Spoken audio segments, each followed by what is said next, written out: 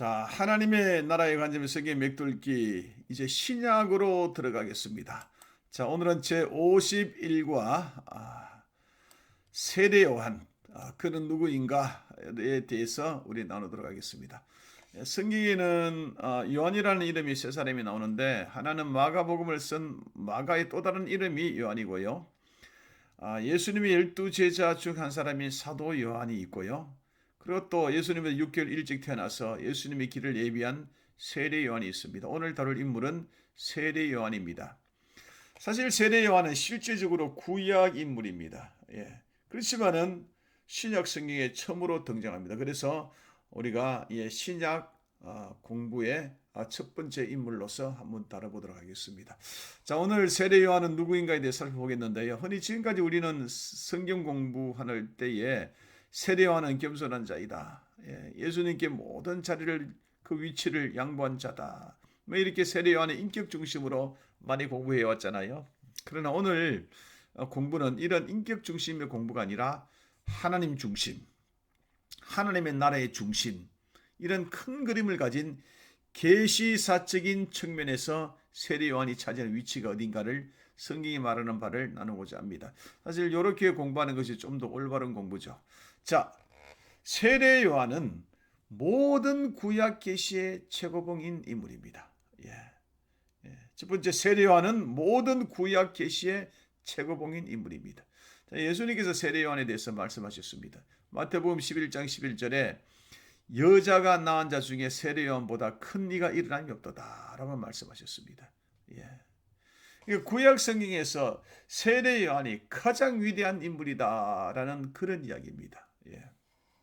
근데 이것이 세례 요한이 구약의 어떤 다른 인물보다도 인격적인 면에서나 능력적인 면에서나 더 대단하고 훌륭하다 이런 것을 이야기하는 것이 아니라 계시사적인 측면에서 세례 요한이 가장 크다, 최고봉이다라고 이야기하는 것입니다. 자, 하나님의 계시는요, 역사의 진행과 함께 점점 발달해 왔습니다. 여러분, 발달이라는 것은 없던 것이 새로 생기는 것이 아니라, 그러니까 계시 있죠. 즉 하나님의 말씀이 점점 이 역사의 진행과 함께 명료화되어 간다는 그런 차원입니다. 자, 하나 예를 들어 보겠습니다. 구약의 창세기 3장 15절에 여자의 후손이 뱀의 머리를 깨물을 것이다 라고 했지 않습니까? 근데 그 당시에는요, 여자의 후손이 뭔지, 뱀 대가리를 깬다는 것이 무엇인지 그게 희미했단 말이에요. 그게 세월이 지나면서 그것이 여자의 후손은 예수 그리스도시고 뱀은 마귀를 말하는구나, 십자가에서 죽으시고 부활하신 그 사건이 바로 뱀의 머리를 부수부리는 그 사건이구나 라고 명료하게 밝혀지는 것과 같은 것입니다. 이를 신학적으로 계시의 점진성이다 라고 그렇게 이야기하는 것입니다. 여하튼 그러니까 계시, 즉 하나님 말씀은 예수 그리스도에게 점차로 가까이 이룰수록 밝아져 왔습니다. 이런 점에서 세례 요한은 위치가 됩니까? 구약과 신약의 특별히 하는 그 정도의 그 인물 아닙니까? 구약에서 주어진 모든 계시를 섭렵해서 알아낸 상태고, 또 구약시대 어느 선지자보다도 가장 가까운 거리에서 예수 그리스도를 청정하는 시작 계시에 접할 수 있던 그런 사람이었습니다. 그래서 세례 요한은 하나님의 나라의 인식에 있어서 모든 구약 인물을 능가하는 사람, 최고봉의 사람이다, 이렇게 평가하는 것입니다. 자, 두 번째, 세례 요한은 누군가? 구약 계시의 제한성을 가지고 있었다. 그러나 최고봉의 사람이지만은 구약의 사람이기 때문에 구약 계시의 제한성을 가지고 있었다라고 그렇게 평가합니다. 예수님께서 말씀하시기를 마태복음 11장 13절에 모든 선지자와 및 율법에 예언한 것이 세례 요한까지다라고 이야기했습니다. 계시의 명료성에 의해서 볼 때에 세례 요한은 구약 계시의 영역에 속하기 때문에 새 시대, 예수 그리스도의 시대에 대해서 인식은 부족하죠. 그래서 아무리 세례 요한이 구약에서 가장 뛰어난 인물이라 할지라도 구약의 수군을 눈앞에 가리고 있는 다른 구약 성도와 같습니다.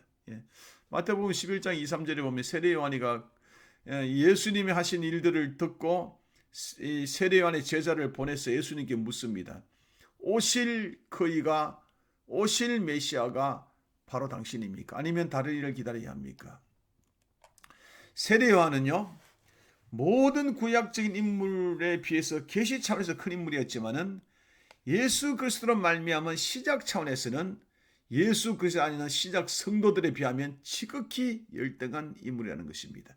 여러분, 우리는 지금 신약의 성도들 아닙니까? 예, 우리가 세례 요한이나 구약에 있는 어떤 큰 인물보다도 우리가 인격적으로나 능력적으로나 우리가 더합니까? 그렇지 않습니다.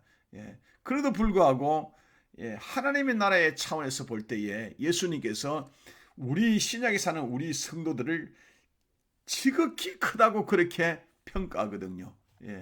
왜냐하면 우리는 예수 안에 있기 때문에 그렇습니다. 그래서 예수님은 마태복음 11장 11절에서 그러나 천국에서는 지극히 작은 자라도 세례 요한보다도 크니라 라고 했습니다. 세례 요한이 구약의 최고의 인물이라 했잖아요. 그보다도 우리가 훨씬 크다는 그런 이야기죠. 그러니까 우리가 위치가 얼마나 대단한 것입니까?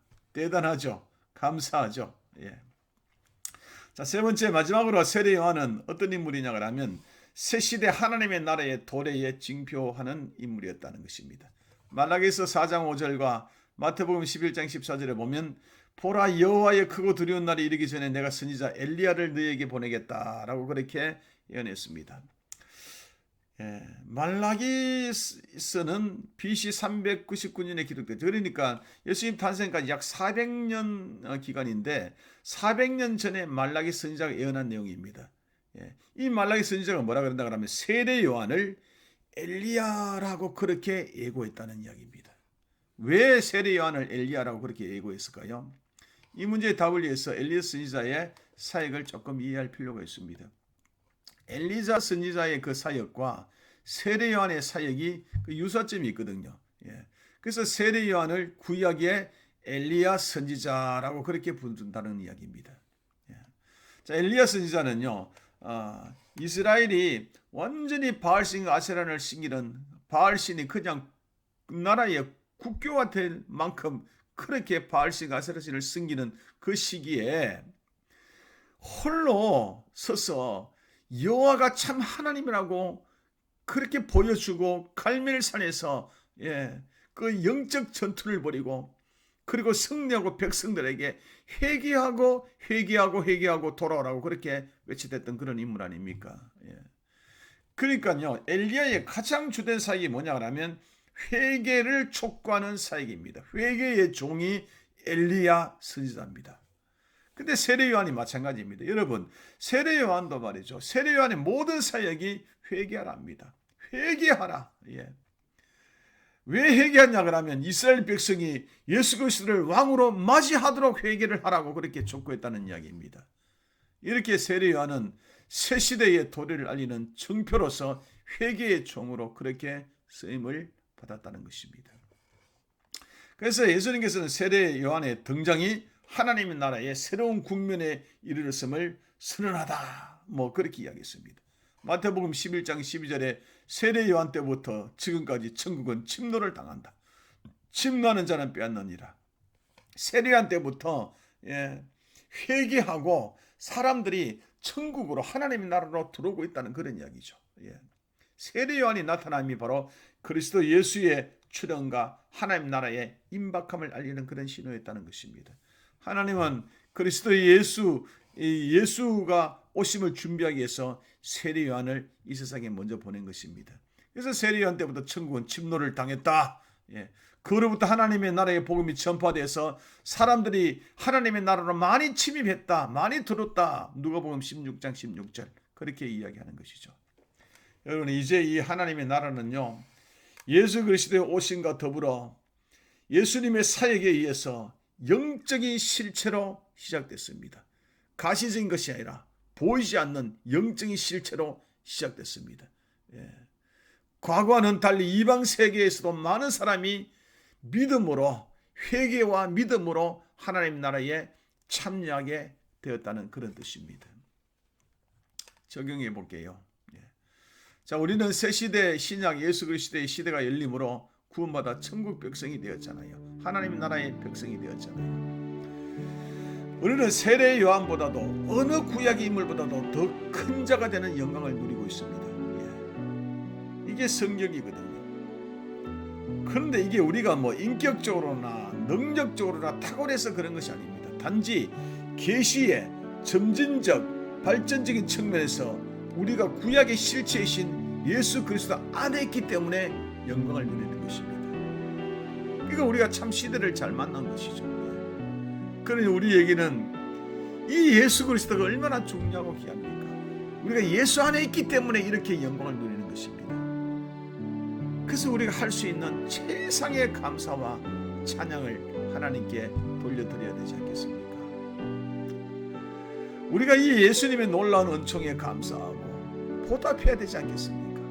그 길이 뭡니까? 그 길은 딱 한 가지예요. 이제 다시 오실 예수 그리스도를 위해서 이 세상에서 천국에 들어갈 하나님의 백성을 모으는 작업을 하는 것이 이게 유일한 하나님께 최상의 우리의 감사 보답해드리는 것입니다. 이 일을 하는 것이 우리를 부르신 성도를 부르신 하나님의 가장 큰 이유이고 우리를 교회 일꾼 만드신 가장 큰 이유가 되는 것입니다. 여러분, 교회가 다시 일어나도록 기도하고 힘을 모을 때입니다. 성도가 다시 일어나도록 기도하고 힘을 모을 때입니다. 그렇게 해서 성도와 교회를 통해서 하나님의 영광이, 예수 그리스도의 영광이, 하나님 나라의 영광이 다시 한번 힘있게 선포되도록 우리가 기도하고 힘을 모을 때입니다. 다시 힘을 모으십시다. 다시 교회 중심으로 힘을 모으십시다. 기도하겠습니다. 하나님 아버지, 저희들은 참 세례 요한같이 주님의 초림, 주님의 그 사역을 준비했던 것 같이 우리는 주님의 재림을 우리는 준비하기 위해서 성도로 부름받고 교회로 부름받았다는 이 놀라운 사실을 감사합니다. 이 세상에 어떠한 사람보다도 위대한 사람으로 우리를 불러주신 하나님의 자녀 삼아주신 그 은혜에 감사합니다. 우리가 하나님 아버지 다시 기도하고 힘을 모아서 하나님의 영광을 재현하게 전파할 수 있도록 축복해 주시옵소서. 예수님 이름으로 감사하며 기도드렸습니다.